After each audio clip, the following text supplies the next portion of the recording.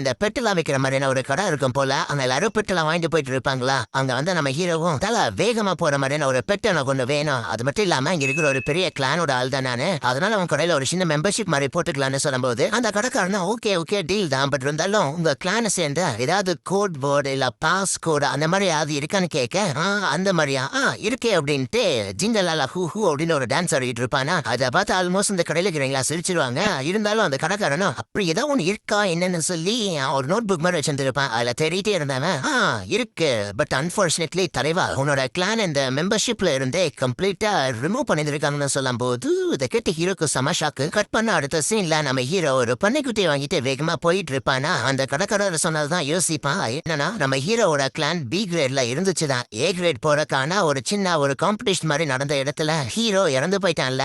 இறந்து போயிருந்திருப்பான். சோ அதனால அவனோட கிளான் வந்து சி கிரேடுக்கு போயிருந்திருக்கும். அதுக்கப்புறம் ஊர்ல இருக்கிற கேட்ஃபிஷ் எல்லாம் போட்டு தர சொல்லி ஆர்டர் வந்த காரணத்தால அந்த கேட்ஃபிஷ் எல்லாம் எராடிகேட் பண்ணிருப்பாங்க. சோ அந்த பெட்டே இல்ல அப்படின்னா அந்த கிளானுக்கு நீங்களுக்கு என்ன மரியாதை. அதனால அடுத்து டி கிரேடுக்கு போட்டுருப்பாங்க. இறுதியா மத்த பெரிய பெரிய கிளான்ஸ் முன்னாடி அவங்களால நிக்க முடியாத காரணத்தால அவங்க பயங்கரமான லாசஸ் சஃபர் பண்ணிருப்பாங்களாமா. சோ அதனால கம்ப்ளீட்டா இந்த லீக்ல இருந்து அவங்கள எலிமினேட் பண்ணிருப்பாங்க. சோ இப்போ நம்ம ஹீரோட கிளானுங்கிறது மதிக்கக்கூடிய ஒரு பெத்த கிளான்லாம் இல்ல. ஊர்ல இருக்கிற சாதாரண மத்த கூட்டங்களோட கூட்டமா இதுவும் ஒரு கூட்டம், அவ்வளவுதான். இதை கேட்டு நம்ம ஹீரோக்கு மனசே கிடையாது. இன்னொரு பக்கம் பார்த்தா இது ஒரு லேடி பயங்கரமா சமைச்சுக்கிட்டு இருக்காங்க. ஃபர்ஸ்ட் எபிசோட்ல நம்ம ஹீரோ காம்படிஷனுக்கு போகும்போது காமிச்சிருப்பாங்கல்ல அதே லேடி தான்.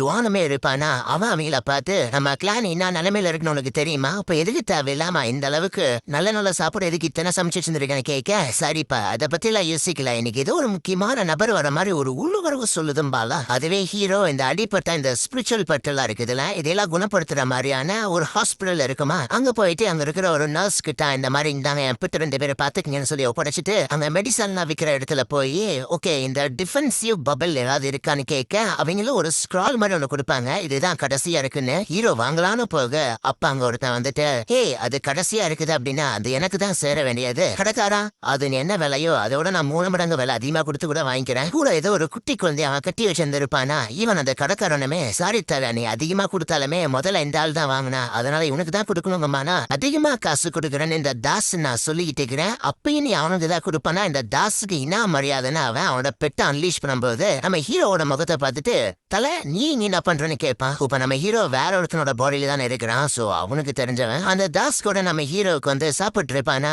அந்த தாஸ் யாரு என்ன ஏது அவன்கிட்ட எப்படி பேசுறது எதுவுமே நம்ம ஹீரோக்கு தெரியல. ஏதோ எக்கு தப்பா வாய் விட்டு மாட்டிக்க போறேன்னு சொல்லி அமைதியாவே இருப்பானா. அந்த தாஸுமே சரி தலை சரக்கடிக்கலாமான்னு கேட்கும் போது நம்ம ஹீரோ ஒரு நினைவை யோசிச்சு பாக்குறான். ஒரு நாள் அவனோட கிளான்ல சும்மா ஒரு செலிப்ரேஷனுக்காக சரக்கடிக்கலாம் அப்படின்னு ஒரே ஒரு கப்பு தான் அடிச்சிருப்பான். அதுக்கே டேபிள் மேல ஏறி நின்று டான்ஸ் ஆடி இருந்திருப்பானா. ஆனா உப்ப பார்த்தா பானையா குடிக்கிறான். அவனுக்கு எதுவுமே ஆகல. அந்த பாடியோட சொந்தக்காரன் செம்மையா குடிப்பான் போலேன்னு யோசிக்க தாஸ் ஆல்ரெடி மட்டையா எழுந்திருப்பானா. சரி நான் கிளம்புறானு ஹீரோவும் அங்கிருந்து போறதுக்கு முன்னாடி தாஸ் ஒரு குட்டி குழந்தைய பூச்சி செஞ்சிருப்பான்ல அதை வந்து கட்டல அவுழ்த்து விட்டுறானா. அதுக்கப்புறம் அந்த மீன் குட்டியை கூப்பிட்டுக்கிட்டு நம்ம ஹீரோவும் ஜாலியா அங்கிருந்து போயிட்டு இருக்க. நம்ம ஹீரோவை ஃபாலோ பண்ணிட்டு அந்த குழந்தையோரும் பிளஸ் அதுக்கு பார்த்தா கும்பலா இருக்கும். இன்னொரு பக்கம் தலைவா பிரச்சனை அப்படின்னு சொல்லிட்டு இந்த டுவான்ட்ட ஒரு பையன் வந்து கத்துறானா. என்னன்னு டுவானும் வந்து பாக்குறான். மத்த ஆளுங்க எல்லாரையும் சில பேர் அச்சு போட்டு வந்துருக்காங்க. ஒரு மொட்டை வந்துட்டு இனிமேல் எங்க கேங்கிற அந்த ஏரியா சொந்தம் ஒட்டி படிக்கல எடுத்துட்டு நீங்களா கிளம்புறீங்களா இல்ல சண்டா போடணுமான்னு கேட்க டுவான் அவனோட பெட்டை பயன்படுத்துமா. அது ஒரு ஸ்பீட் டைப்பா இருக்கும். ஒரு crocodile-யும் சரி அதுக்கப்புறம் ஒரு பீட்டிலும் சரி ரெண்டே அதே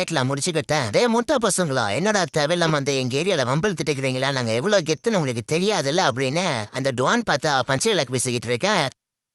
இவன் கவனிக்காத நேரத்துல அவங்க அந்த பீட்டிலோட ஹார்ன் ஒண்ணு இருக்கும் கொம்பு மாதிரி. அந்த கொம்பை எதிர்பார்க்காத நேரத்துல யூஸ் பண்ணும்போது அது ஒருத்தர் அட்டாக் பண்ண போகும். ஜஸ்ட் மிஸ்ல உள்ள போந்து அந்த பூனை அதை பிளாக் பண்ணிரு. பட் அடுத்த செகண்ட் அந்த முதல்ல வந்து அந்த பூனைய கவ்வ அந்த வழியா தான் நம்ம ஹீரோ வருவான். அப்பா எப்படியோ நம்ம இடத்துக்கு வந்தாச்சு. ஆனா ஒரு வருஷம் தானே ஆச்சு. அதுக்குள்ள எதுக்கு இங்க இருக்கிற தண்ணி செடி எல்லாமே எங்க போச்சு. இவனெல்லாம் வேலை பார்க்காம என்ன பண்ணிட்டு இருக்கிறானுங்கன்னு உள்ள வரும்போதுதான் கரெக்டா அந்த முதல்ல அந்த பூனையை அப்படியே கடிச்சு தூக்கி வீச உள்ள போந்தா டுவான் அதை பிடிப்பான். பேச்சு மூச்சு இல்லாம அவன் கையிலே அது இறந்து போக டுவானால அதோட பிரிவை ஏத்துக்கவே முடியல. ஓகே உங்ககிட்ட சண்டை போடுறதுக்கு ஒரு பெட்டு கூட கிடையாது, மரியாதையா சரண்டரா இறங்குறான்னு சொல்லும்போது அவங்க மேல யாரும் பிஸ் அடிக்கிறாங்க.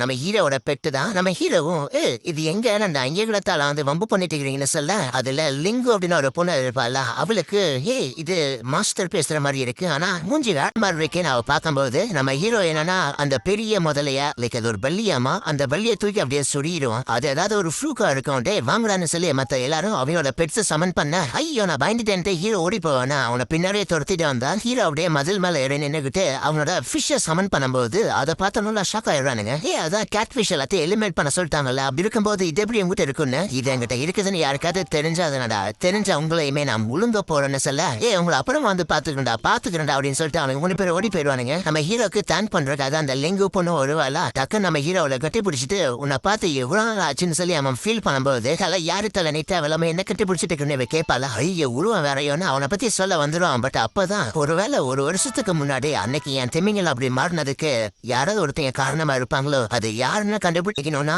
என் உண்மை அடையாளத்தை மறைக்கணும்னு சொல்லிட்டு சாரி பாப்பா நீ தான் எனக்கு தெரிஞ்ச புள்ள மாதிரி இருந்த அதனால தான் எமோஷன் ஆயிட்டுன்னு சொல்லி அப்பவும் அவன் பார்த்தா மத்தவங்க எப்படி இருக்கிறாங்கன்னு பார்த்துட்டு வரேன்ட்டு உள்ள போவானா.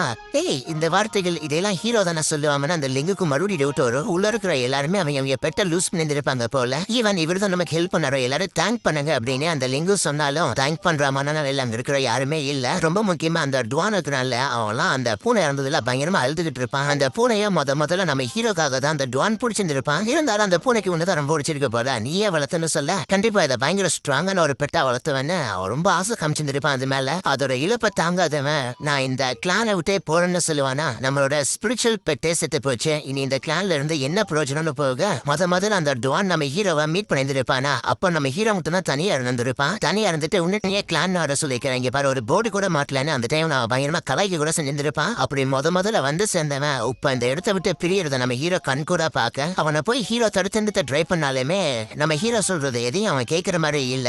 தடவை அந்த டுவானுக்கு நம்ம ஹீரோ கொடுத்த அந்த ஒரு நம்பிக்கைய திருப்பியும் இந்த பாயிண்ட்ல அவனால கொடுக்க முடியாம போக அந்த லிங்கு பொண்ணுமே இல்ல மாஸ்டர் இறந்து போனாலும் அவரோட ஆசையை நம்ம நிறைவேற்றி ஆகணும்னு சொல்லும் போது மாஸ்டரே இறந்து போயிட்டாரு. 1 வருஷத்துக்கு முன்னாடி மாஸ்டர் இறந்து போகும்போதே இந்த கிளானும் கம்ப்ளீட்டா இறந்து போச்சு நம்ம யாருன்னு அதை யோசிக்காம இருக்கிறோம்னு அந்த டுவான் இங்க இருந்து கிளம்பினதுக்கு அப்புறம் மத்தவங்களுமே அப்படியே அந்த லிங்குவோட பேச்சு கேட்காம எல்லாரும் அங்க இருந்து கிளம்பிடுவாங்க. அண்ட் மலையும் அங்க வர ஆரம்பிக்க வெளியே வந்து எல்லாருமே அந்த இடம் அந்த பிளேஸ் இருக்குதுல்ல சோ அதுக்கு ஒரு மரியாதை தெரிவிச்சுட்டு அந்த இடத்தை விட்டு விடைபெற்று போகும்போது இதை பார்த்து நம்ம ஹீரோவால ஏத்துக்கவே முடியல. எனக்கு கொஞ்சம் டைம் கொடுங்கடா என்னால கண்டிப்பா எல்லா ப்ராப்ளமையும் சார்ட் அவுட் பண்ண முடியும் நம்ம கிளானை திருப்பியும் அதோட குளோரிக்கையை கொண்டு போய் வைக்க முடியும்னு சொல்லி நம்ம ஹீரோ அங்க உட்காந்துட்டு பயங்கரமா புலம்புவான். ஆனா ஆப்வியஸா அந்த புலம்பல் எல்லாமே அவன் கூட மட்டும்தான் இருக்கும். மலை விட்டு போக அந்த லிங்கு பொண்ணு இருக்கிறாள் அவகிட்ட போன நம்ம ஹீரோவும் என்ன இந்த கிளான்ல சேர்த்துக்கீங்கன்னு கேட்க அங்கே இந்த ஒரு எபிசோடே முடிக்கிறாங்க.